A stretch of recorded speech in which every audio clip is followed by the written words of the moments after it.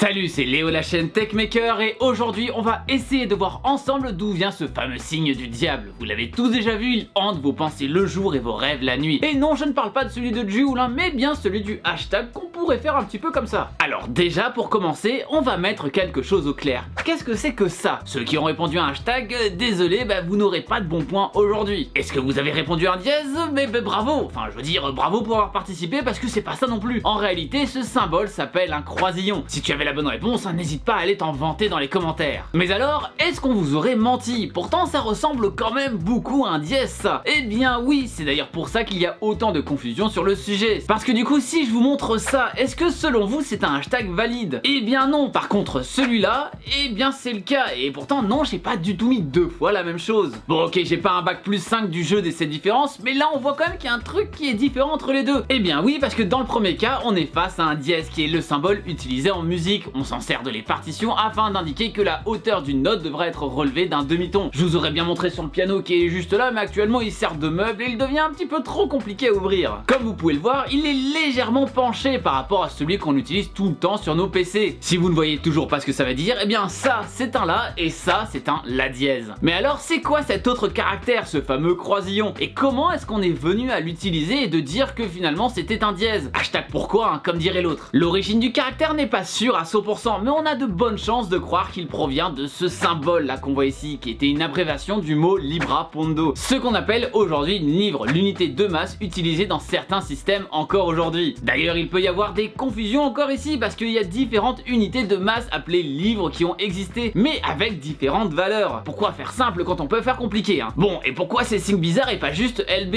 Eh bien certainement pour éviter de confondre le L avec un 1. Et avec le temps, parce qu'on a tous eu la flemme d'écrire des symboles compliqués, il a fini par être simplifié en deux barres horizontales traversées par deux autres barres légèrement inclinées par rapport à la verticale. On retrouve des traces de ce symbole il y a au moins 250 ans dans les années 1850 et dans un même temps on a commencé à utiliser ce symbole pour désigner un numéro. Finalement avec le temps, le premier usage du symbole s'est fait de plus en plus rare. Pas facile de savoir où a été utilisé le croisillon pour la première fois, mais on retrouve des traces de l'évolution de symbole LB vers le croisillon avec des simplifications de plus en plus prononcées. On peut notamment parler de cette image qui est tirée d'un manuscrit d'Isaac Newton, datant du XVIIe siècle, où l'on peut voir ce qui commence à s'approcher pas mal du croisillon qu'on connaît aujourd'hui. Ce n'est qu'en 1886 que le symbole a fait apparition sur les machines à écrire avec la Remington Standard Typewriter. Et aujourd'hui, comme on l'a vu plus tôt, le croisillon est encore utilisé aux États-Unis pour désigner un numéro. Vous avez déjà vu cette écriture là, et non, ça veut pas dire hashtag 1, mais simplement numéro uno. Ce fameux croisillon a aussi été utilisé dans l'informatique presque depuis ses débuts. On peut en fait remonter au moins à l'utilisation des cartes perforées. Encore aujourd'hui, on retrouve ce caractère un petit peu partout en informatique. Il sert par exemple à indiquer le début d'un commentaire en Python, à indiquer des instructions préprocesseurs dans certains langages comme le C++, ou encore de préfixes pour les codes couleurs RGB que l'on trouve un peu partout, notamment en web d'ailleurs. Et pour parler de ce dernier, il est aussi utilisé dans les URI et dans ce cas-là, il sert à indiquer à quel endroit de la page on souhaite arriver. Par exemple, si vous allez sur la page Wikipédia de YouTube, vous arriverez ici. Mais si vous ajoutez croisillon historique à la fin de l'adresse, vous arriverez directement à la section en question au chargement de la page. D'ailleurs, j'ai un petit tips pour vous, si vous voulez briller dans la société anglophone, le vrai nom de ce caractère en anglais est Octothorpe. Ouais, je suis pas sûr de la prononciation quand même, faudra quand même aller vérifier ça. L'histoire de ce mot est d'ailleurs plutôt drôle. C'est en fait suite à l'ajout de cette touche sur les téléphones fixes qu'une indécision sur le nom a fait son apparition au sein même des entreprises qui créent ces téléphones. C'est donc finalement des employés de Bell Labs, une société qui appartient aujourd'hui à Nokia et qui a une grande importance dans le domaine de la télécommunication, qui ont décidé d'appeler le symbole un octothorpe, et octo faisant référence aux 8 bâtons qui dépassent et torpe faisant référence à rien du tout. En fait, ils ont inventé ce bout-là, les margoulins. Maintenant qu'on a vu ces usages de base, on arrive enfin à la partie qui nous intéresse le plus, son utilisation sur les réseaux sociaux. Et c'est Twitter qui va intégrer le système en premier suite à la proposition de Chris Messina, un illustre inconnu qui décida de tweeter le 23 août 2007 How do you feel about using porn for groups? As in hashtag Barcamp. Autrement dit, qu'est-ce que vous diriez d'utiliser le croisillon pour les groupes, comme par exemple hashtag Barcamp ou croisillon Barcamp, bref. Le message n'a eu au début pas l'effet escompté, mais le petit gars s'est même déplacé pour aller voir en personne l'un des fondateurs du réseau social pour lui parler de son idée. Il aurait eu droit à un bon gros ouais on va faire ça, un peu comme tous les gens qui demandent le bouton edit sur Twitter. Et finalement ils l'ont fait, donc ce bouton edit on l'aura un jour. C'est donc à partir de 2009 que les hashtags ont été affichés comme des liens hypertextes sur Twitter. Et c'est donc de là que vient l'utilisation du hashtag, même si en réalité le principe principe était déjà utilisé depuis bien longtemps pour les canaux IRC par exemple, chose que pas mal de gens ne doivent d'ailleurs pas connaître de nos jours. Si vous voulez, c'est un peu l'ancêtre des salons textuels de Discord quoi. L'idée a été mise en avant pour rassembler spécifiquement tous les tweets relatifs à un événement en particulier. Le but était de façon générale de créer des sortes de catégories afin de permettre à un utilisateur de retrouver tous les tweets associés uniquement grâce à ce hashtag. Par exemple, vous pourriez chercher le hashtag LeoTechMaker et donc tomber sur tous les gens qui utilisent ce dernier pour parler de moi. Bon, malheureusement vous arriverez sur une page vide parce que tout le monde s'en bat un peu les couilles de ma personne. Sur IRC, le croisillon était déjà utilisé depuis longtemps comme préfixe pour les noms de canaux, et c'est d'ailleurs encore le cas sur Discord pour différencier textuel et vocal. C'était donc déjà en quelque sorte un moyen de regrouper les messages en fonction de leur sujet. Tous les messages concernés un sujet en particulier étaient postés dans le canal associé. Une grosse différence est qu'ici les messages sont forcément postés sur un canal, alors qu'un tweet par exemple n'est pas limité à un seul hashtag, et en effet ce dernier peut en avoir plusieurs et donc être lu par des personnes avec des recherches différentes. L'idée n'est en fait absolument pas nouvelle, parce qu'il y avait déjà les tags ou les étiquettes en français qui sont déjà utilisés un petit peu partout. Ce sont en fait simplement des mots-clés dont on se sert afin d'indiquer le contenu général d'un article, d'un site ou encore d'une vidéo. Le principe est assez universel, mais l'application ou l'utilisation qui en est faite peut énormément varier. Certains services se servent de ces mots-clés uniquement à des fins de référencement sans même qu'ils ne soient réellement visibles. Par exemple sur YouTube, quand je mets une vidéo en ligne, eh bien je peux y ajouter des mots-clés qui ne seront pas visibles par le commun des mortels, même s'ils ne sont pas vraiment cachés. Il suffit d'une extension comme TubeBuddy que j'utilise régulièrement pour les voir, ou même avec les outils de développement comme ceux fournis avec Google Chrome. Alors que d'autres comme Twitter vont carrément les afficher dans le corps du message. Et d'ailleurs, ça commence aussi à arriver sur YouTube, ces mots-clés visibles, puisqu'on peut rajouter des hashtags en description qui se retrouveront tout en haut du titre. Donc finalement, c'est un peu pareil. Ils servent notamment lorsqu'on va parler d'actualité pour ainsi aider au référencement d'une vidéo. Comme par exemple avec ma vidéo sur l'article 13 avec le tag Save your internet que possédaient toutes les vidéos de ce genre. Même si l'idée de base est intéressante, il faut quand même avouer que ça a créé une certaine folie chez certains, qui se retrouvaient souvent avec un message constitué à 90% de hashtags. Et pourquoi ils faisaient ça?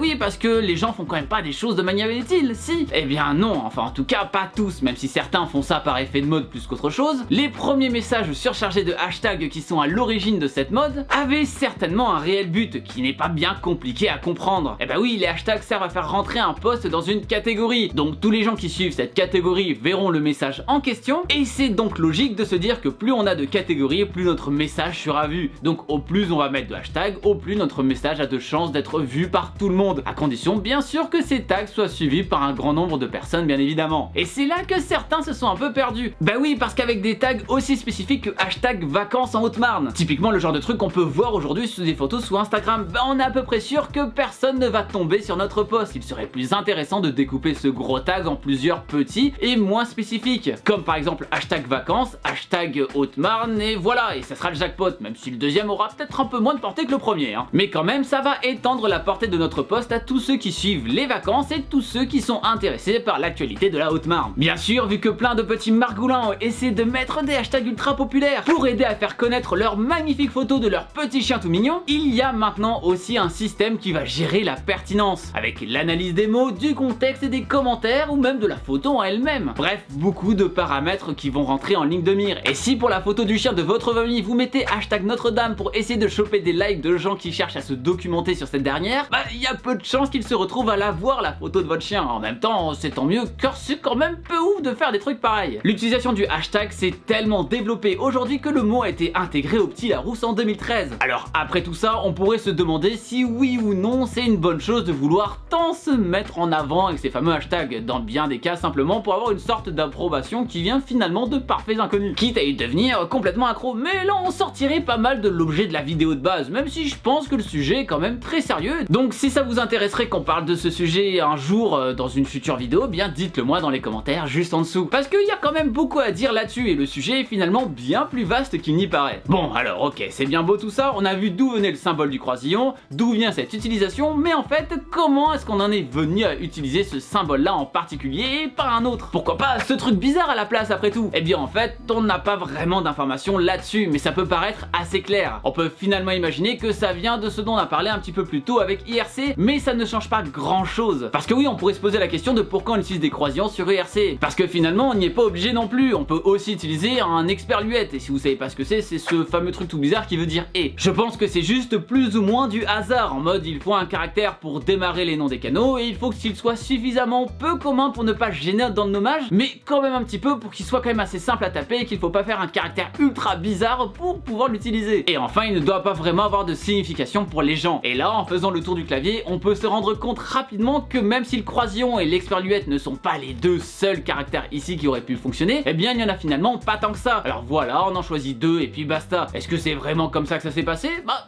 difficile d'en être certain, mais ça paraît fort probable. En tout cas, nous voilà aujourd'hui avec des gens qui ne savent pas que ce symbole n'est finalement pas un hashtag et qu'il a en fait une histoire bien plus intéressante et complexe que ça. Alors soyez gentils avec ces gens-là et envoyez-leur cette vidéo afin qu'ils en apprennent un petit peu plus sur ce signe qu'ils utilisent tous les jours. Et du coup, on va faire un petit jeu. Vu qu'il y a justement personne qui a utilisé ce hashtag LeoTechMaker qui est vraiment incroyable, eh bien n'hésitez pas à tweeter des trucs avec ce dernier et pourquoi pas aller en TT sur Twitter. Pour ceux qui ne connaissent pas, en fait, ce sont tout simplement les tendances sur le réseau social en question qui vont se créer avec l'engouement sous un hashtag ou sous un terme en particulier. Et donc, s'il y a plein de gens qui tweetent tout et n'importe quoi avec ce dernier, bah c'est pas impossible que ça monte assez, qui sait. Du coup, je compte sur vous pour essayer de faire ça. Merci en tout cas d'avoir regardé cette vidéo sur l'histoire du hashtag. Si elle vous a plu, n'oubliez pas comme d'habitude le bon pouce bleu de l'amour et de venir me suivre sur les réseaux sociaux qui se trouvent dans la description. N'hésitez pas encore une fois à partager cette vidéo un maximum pour que les gens sachent enfin l'histoire de ce pauvre petit hashtag ou croisillon. J'essaie de refaire le signe avec mes doigts mais c'est compliqué. Et bien sûr, si ce n'est pas déjà fait, abonnez-vous à la chaîne en cliquant sur le logo qui vient d'apparaître juste là. C'était Léo de la chaîne TechMaker et surtout, n'arrêtez jamais d'apprendre. Salut!